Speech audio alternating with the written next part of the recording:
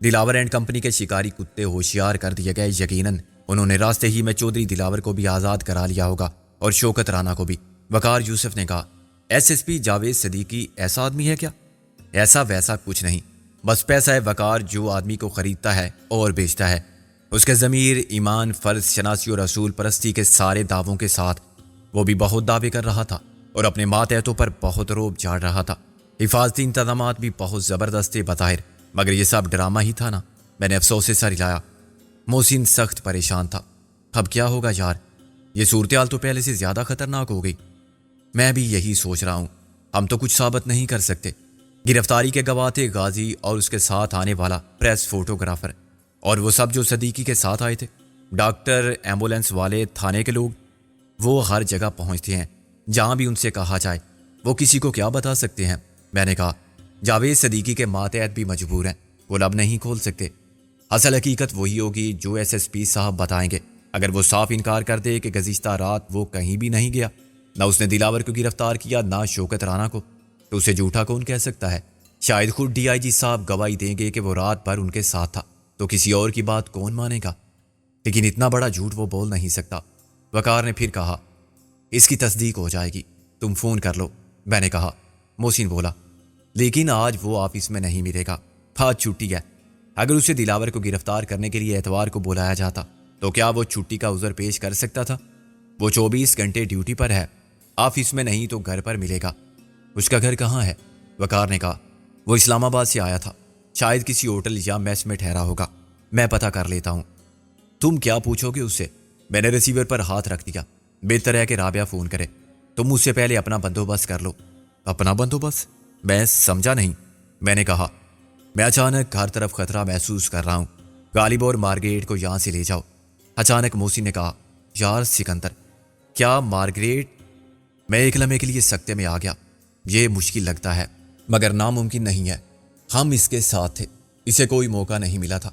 خیر ابھی تم جاؤ, اپنے ساتھ گل اور بوبی کو بھی لے جاؤ. مگر کہاں لے جاؤں؟ وقار گھبرا گیا. میں نے کہا, وقار, آج کا اخبار دیکھو, کتنے مکان خالی پڑے ہیں کرائے کے لیے, کوئی سا بھی لے لو. گراج میں ایک گٹھری پڑی ہے, اس میں 1 لاکھ سے زیادہ نقد ہے. اس کے علاوہ زیورات ہیں, وہ ساتھ لے جاؤ. اور جو مکان محفوظ ہو, جو تمہیں ٹھیک لگے, اس کا ایڈوانس دے کر مکان کا قبضہ لے لو. سب کو وہیں چھوڑ دو اور واپس آ کے سامان لے جاؤ. تھوڑا بہت یہاں سے اٹھا لو, کچھ بازار سے لے لو تاکہ کسی کو شک نہ ہو. گل یا رابعہ میں سے کسی نے پوری بات نہیں سنی تھی, لیکن میرا موڈ دیکھتے ہوئے کسی نے بھی مجھ سے اختلاف نہیں کیا. رابعہ نے کہا, میں یہیں رہوں گی. نکی نے کہا, میں گھر چھوڑ کے نہیں جاؤں گی. مارگریٹ جائے غالب کے ساتھ, گل کا بوبی کے ساتھ رہنا ضروری ہے. گل نے کہا, اور تم بعد میں آؤ گے, باقی سب لوگ؟ میں نے کہا, ہاں وقار تمہیں چھوڑ کے آئے گا تو ہمیں لے جائے گا. چند دن ہم سب وہیں گزاریں گے. نکی نے پھر کہا, مگر میں اپنے گھر کو چھوڑ کے ایسے ہی چلی جاؤں؟ وقار نے کہا, اچھا گھر کو بھی سر پر اٹھا لینا, ایسا نہ ہو بعد میں چور لے جائیں. ہم واپس آئیں تو یہاں خالی پلاٹ ہو سکے تو پلاٹ کو بھی ساتھ لے لو. میں نے کہا, نکی ڈیئر, تمہارے گھر کو کچھ نہیں ہوگا, لیکن تمہیں کچھ ہو گیا تو وقار کا کیا بنے گا؟ 1-2 دن کی ہی تو بات ہے. محسن بولا, یہ سمجھ لو کہ تم ہمارے گھر میں رہو گی جیسے ہم یہاں رہتے ہیں. کیا یہ بہت ضروری ہے؟ نکی نے سر جھکا لیا. ہاں, ہمارے خلاف ایک بہت بڑی سازش ہو گئی ہے. اتنی محنت سے اور ہوشیاری سے ہم نے دلاور کو گرفتار کرا دیا تھا اور ساتھ ہی شوکت رانا کو, لیکن کسی نے ہماری کامیابی کو ناکامی میں بدل دیا ہے. چودھری دلاور اور شوکت رانا کو خود پولیس نے چھوڑ دیا ہے, یا ان کے ساتھی انہیں رہا کرا کر لے گئے ہیں. ابھی تو خیر دلاور کی حالت ایسی نہیں کہ وہ خود فوراً کچھ کر سکے. بیوی نے اسے غائب کر دیا ہوگا. موقع پاتے ہی وہ شوکت رانا کے ساتھ مل کر کوئی کارروائی کرے گا اور ہم سے اپنی اسیری کے ہر لمحے کا حساب لے گا. تم جانتی ہو وہ کتنا کینہ پرور آدمی ہے. اس مرتبہ وہ کسی کو نہیں بخشے گا. وقار یوسف نے کہا, میں اس سے کوئی خطرہ محسوس نہیں کرتا. موسی نے بھی کہا, تمہارا گھر تباہ کرنے میں کون سی کسر چھوڑی تھی اس نے؟ میں نے کہا, وہ کارروائی ہمارے خلاف تھی. ہم یہاں نہ ہوتے تو شاید وہ ادھر کا رخ نہ کرتے. میری ان سے کوئی دشمنی نہیں, وقار نے کہا, اور میرا کوئی قصور بھی نہیں. میں رابعہ کے ساتھ کام کرتا ہوں, وہاں تو اور بھی بہت سے لوگ ہیں. موسی نے کہا, لیکن تم نے ہمیں پناہ دی, یہ قصور کیا کم ہے؟ لیکن میں نے ان کے خلاف کسی قسم کی کبھی کارروائی میں عملی حصہ نہیں لیا, اور نہ ان میں سے کسی کا براہ راست مجھ سے اختلاف ہوا. آخر منظر صاحب بھی تو آپ کے دوست ہیں, یہ شکاری ان کے پیچھے کیوں نہیں پڑتے؟ میرا تعلق تو ملازمت کی حد تک ہے, وقار تم ملازم نہیں ہو کسی کے، رابعہ نے کہا۔ چلیں پارٹنرشپ کہہ لیں، میں قانونی معاملات میں آپ کا ساتھ دیتا ہوں اور بس۔ اگر آپ لوگ یہاں رہتے ہیں تو ظاہر ہے دوستی کی وجہ سے۔ چودھری دلاور کے بھی بہت سے دوست ہوں گے مگر وہ سب آپ کے دشمن نہیں ہیں، شاید اس لیے دلاور اینڈ کمپنی نے آج تک مجھے براہ راست ملوث نہیں کیا اور میں ہمیشہ محفوظ رہا۔ اب نکی بھی شوہر کے ساتھ دلائل میں شریک ہو گئی۔ ہم سب کا ایک ساتھ بھاگ جانا یہ ثابت کر دے گا کہ ہم بھی ڈرتے ہیں اور ہم نے کوئی ایسا کام کیا ہے۔ اچھا بھائی، تمہارا دل نہیں چاہتا تو مت جاؤ، میں نے کہا۔ یہ دل کی بات نہیں سکندر بھائی، آپ خود ہی تو کہہ رہے ہیں کہ یہاں خطرہ آپ کی موجودگی کے باعث ہے۔ آپ لوگ چلے جائیں گے تو پھر خطرہ کہاں رہے گا؟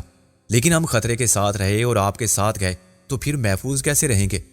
میں نے مسکرا کر کہا، وقار تمہاری بیوی بھی وکیل ہو گئی ہے، قاضی کی گھر کی چویا بھی سیانی ہوتی ہے۔ وقار بولا۔ قاضی اب نکاح پڑھوا رہے ہیں، نکی بولی۔ تم قاضی نہیں ہو۔ میں نے کب تمہیں چویا کہا ہے؟ وقار بولا۔ سیانی تم پہلے ہی تھی، ایسا جال پھینکا کہ پھانس لیا مجھے۔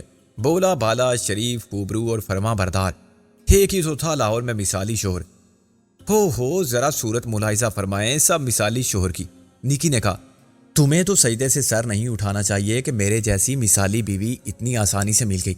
مل جاتی کوئی مولوی خادم حسین کی گھر والی جیسی تو ٹھیک رہتا۔ سب ہنسنے لگے۔ میں نے کہا، چلو تم دونوں ہی مثالی ہو، مان لیا، مگر اب کام کی بات کرو۔ سکندر بھائی، آپ خفا تو نہیں ہوں گے؟ میں ڈرتی نہیں، وقار بولا۔ سب جانتے ہیں کہ تم اپنے باپ سے نہیں ڈری تھی، حالانکہ میرے سسرے مرحوم نقوی صاحب بڑی توپ چیز تھے، مگر تم ڈرتے تھے ان سے۔ میں تو تم سے بھی ڈرتا ہوں، توپ کی بچی، وقار بولا۔ رابعہ نے کہا، سکندر ہمارا گھر بھی تو مدت سے خالی ہے۔ میں نے چونک کر اسے دیکھا، وہ میرے آبائی گھر کی بات کر رہی تھی، وہ گھر جس میں وزیر خان رہتا تھا، ماڈل ٹاؤن کی وہ حویلی جو اس نے بڑے چاؤ سے، ارمانوں سے، اپنی حق حلال کی کمائی سے خریدی تھی، جہاں اس نے مجھے اعلیٰ تعلیم حاصل کرنے کے لیے لندن بھیجا تھا، لیکن بعد میں یہ حویلی بھی اس سے چھین گئی تھی۔ اس نے مجھے کچھ نہیں بتایا تھا کہ آخر وہ اچانک مفلس کیسے ہو گیا تھا، کیسے اس کے سارے اثاثے دشمنوں کی تحویل میں چلے گئے تھے اور وہ در بدر کی ٹھوکریں کھانے پر مجبور ہو گیا تھا۔ مجھے تو اس کے انتقال کے بعد معلوم ہوا تھا کہ اس کی موت بھی اپنے ہی ایک ملازم کے گھر میں ہوئی تھی، جہاں وہ ملازم کی حیثیت سے رہتا تھا۔ اسے سرکاری ہاسپٹلوں کی دوا بھی میسر نہ تھی، اور وہ شخص جس نے ایک معمولی دکان سے کارخانہ بنا لیا تھا اور جو ذاتی محنت سے ترقی کرتے کرتے لاکھوں کا مالک ہو گیا تھا، جس نے کرائے کے معمولی مکان کی جگہ ذاتی کوٹھی بنا لی تھی، وہ اس بے سر و سامانی کے عالم میں کیسے مرا تھا؟ اس نے لندن میں مجھے کیوں نہیں بتایا تھا کہ اس کے خلاف کیا سازش ہو رہی ہے اور سازش کرنے والے کون ہیں؟ اسے قتل کرنے والوں نے اس کی جائیداد پر بھی قبضہ کر لیا تھا۔ بعد میں رابعہ نے اسے بہت بھاری قیمت ادا کر کے میرے والد کی نشانی اس حویلی کو پھر حاصل کر لیا تھا، مگر اس کے بعد ہی یہ گھر خالی اور غیر آباد تھا۔ رابعہ نے کبھی اسے غلطی سے بھی اپنا گھر نہیں کہا تھا، اسے وہ ہمارا گھر کہتی تھی۔ خود اس کا گھر تباہ ہو چکا تھا اور وہ ایک کھنڈر کا ملبہ رہ گیا تھا۔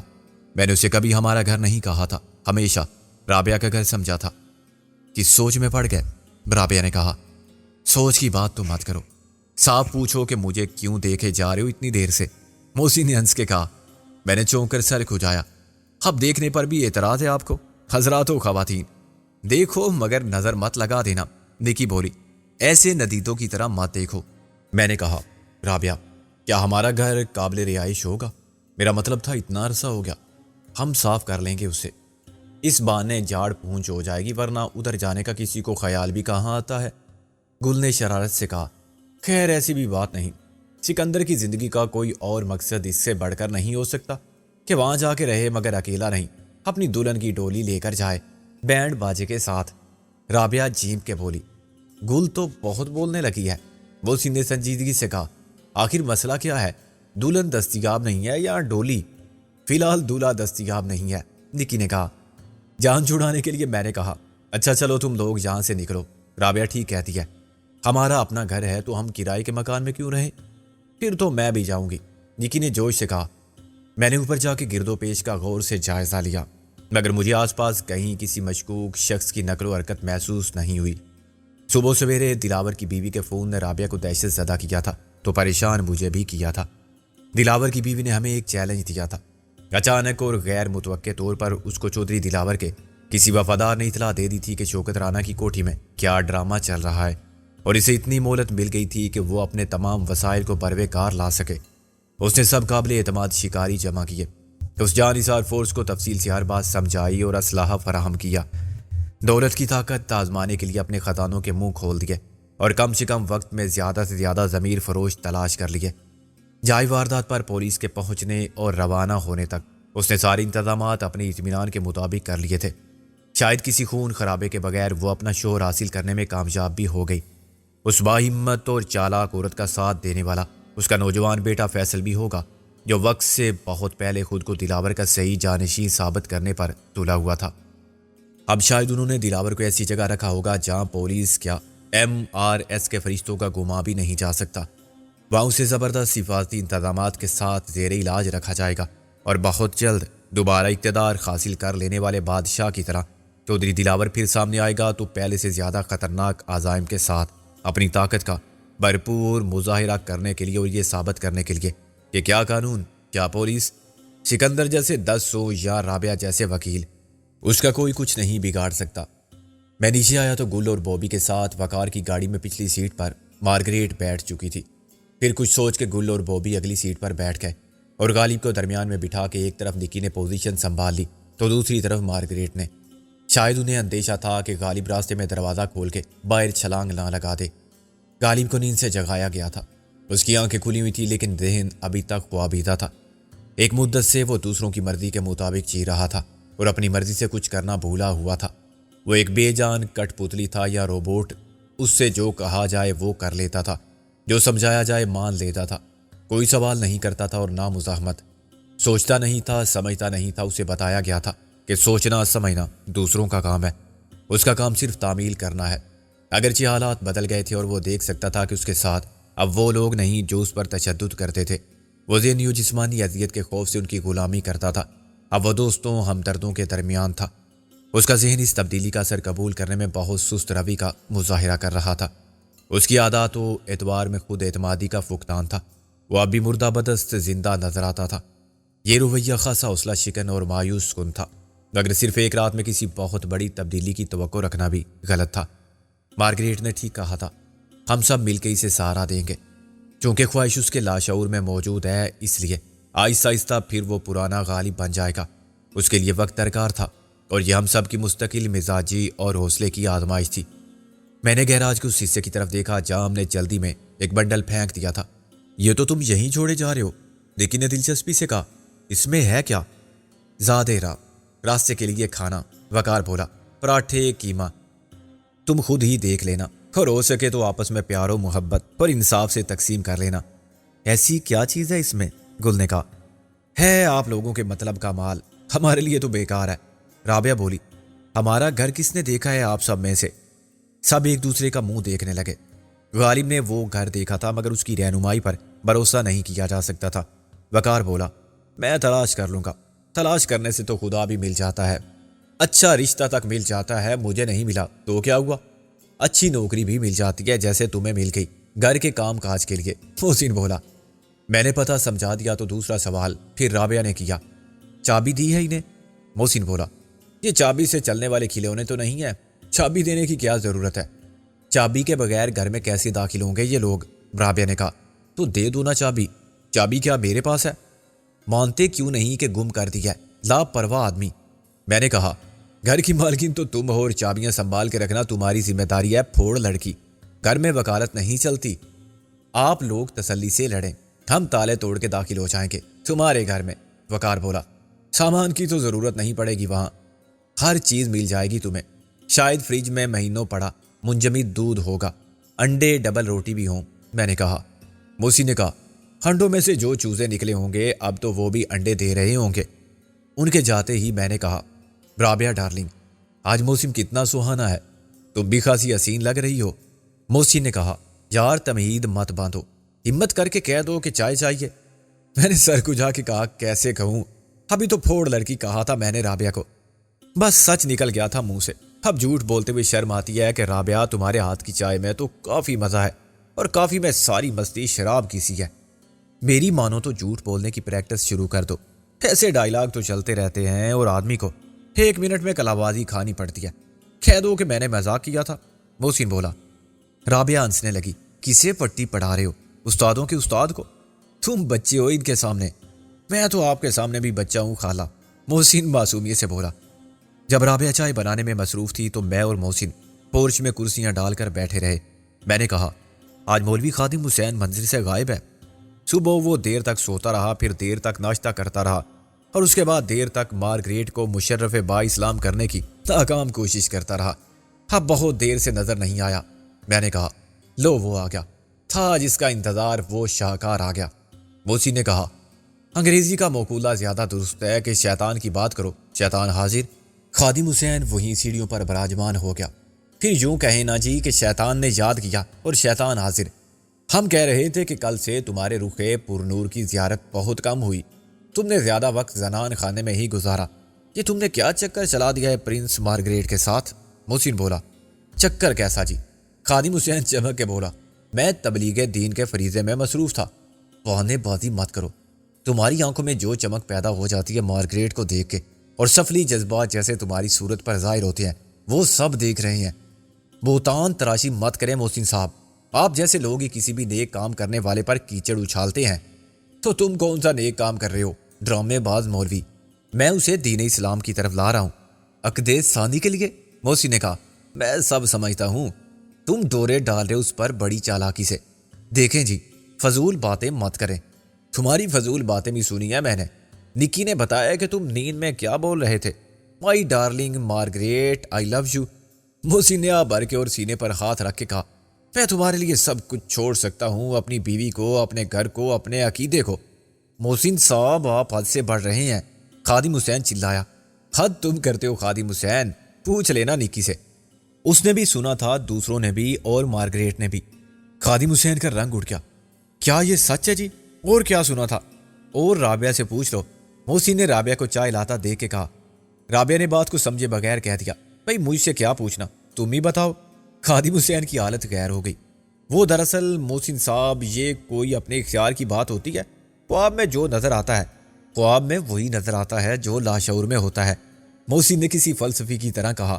اور تمہارے شعور میں ہے وہ بیوی جس کا خوف تمہارے اعصاب پر سوار رہتا ہے، لاشعور میں مارگریٹ کی خواہش۔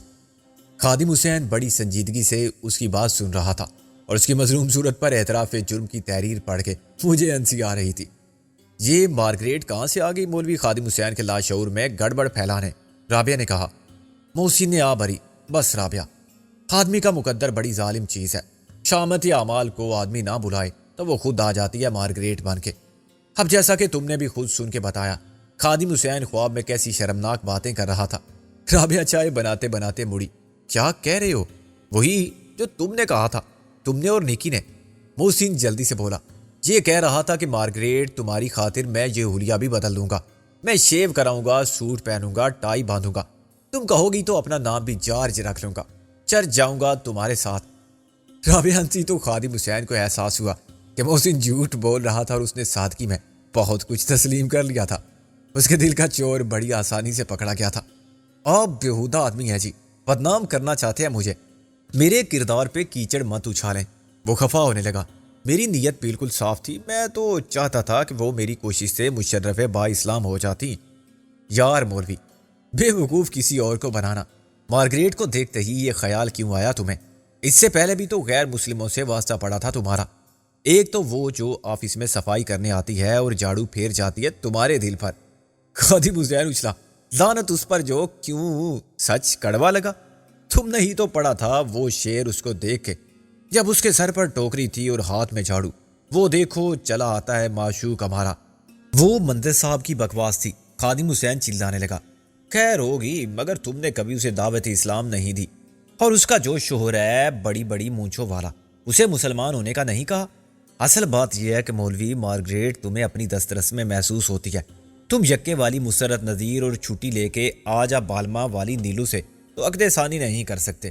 جو بیوی ملی ہے وہ تمہارے خوابوں کی الٹی تعبیر ہے، ایک ڈراؤنا خواب ہے، مارگریٹ کی شکل میں تم کو۔ رابعہ نے اسے ڈانٹا، بس کرو محسن، کیا بلا وجہ بولے جا رہے ہو؟ پیچھے ہی پڑ گئے اس بیچارے کے۔ بیچارہ؟ محسن بولا، بیچارے کی صورت تو دیکھو۔ خادم حسین نے سر جھکا کے کہا، یہ ٹھیک کہتے ہیں جی، اللہ مجھے معاف کرے، یہ خیال تو ضرور آیا تھا میرے دل میں، لیکن کوئی گناہ کی بات نہیں ہے یہ۔ اگر وہ میری ذاتی دلچسپی اور کوشش سے دائرے اسلام میں آ جاتی ہے جی تو اس کا ثواب ہے۔ محسن بولا، ثواب پہلے لو گے، خورما بعد میں کھاؤ گے، خورما کسی اور کو کیوں نہیں بخشتے؟ رابعہ نے کہا، خادم حسین تمہاری بیوی ہے ایک؟ جی، لیکن عقد ثانی بھی مباح ہے جی، اور کسی کی دستگیری کے لیے جس کا دنیا میں کوئی سہارا نہ ہو، اصلاح کے لیے۔ تو واقعی سیریس ہو؟ رابعہ نے اسے غور سے دیکھا، کیا تم پاگل ہو گئے ہو؟ اتنا مارے گی تمہاری بیوی مارگریٹ کے ساتھ مل کے تمہیں؟ خادم حسین نے ٹھنڈی سانس لی، یہی تو اصل مشکل ہے جی کہ دنیا کسی کے ساتھ کسی کو نیکی کرتا بھی نہیں دیکھ سکتی۔ وہ رابعہ کے موڈ کا اندازہ کر کے وہاں سے کھسک گیا۔ محسن نے مذاق کی، مذاق میں اس نے سب قبول کروا لیا تھا، اور اب مولوی خادم حسین میں ہمت نہیں تھی کہ ہم سے نظر بھی ملا سکے۔ میں نے گھڑی دیکھ کے کہا، اب تم فون کرو ایس ایس پی کو۔ رابعہ نے کہا، وہ ملے گا نہیں، شرط لگا لو۔ محسن نے کہا، یار کیا یہ بات عجیب نہیں ہے کہ رپورٹر اور فوٹوگرافر تو رات سے ہی میں مارے گئے مگر خبر لگ گئی؟ بے شک اصل خبر کو بدل دیا گیا، کیا پتا کسی نے فون کر دیا ہو اخبار کے دفتر۔ محسن نے نفی میں سر ہلایا۔ غازی کا کہنا تھا کہ یہ خبر سٹاپ پریس ہے، یعنی اخبار کی آخری کاپی رو کے لگائی جائے گی۔ اس کا مطلب ہے آخری وقت تک کسی کو پتہ نہیں چل سکتا تھا۔ عام خبر ہوتی اور وقت پر مل جاتی تو سب لگا دیتے۔ غازی نے اپنا اخبار لیٹ کر دیا تھا، مگر سوال یہ ہے کہ خبر انگریزی اخبار میں کیسے آئی؟ کیا انہوں نے بھی آخری کاپی روک لی تھی؟ یہ معاملہ تو ناقابل فہم ہے۔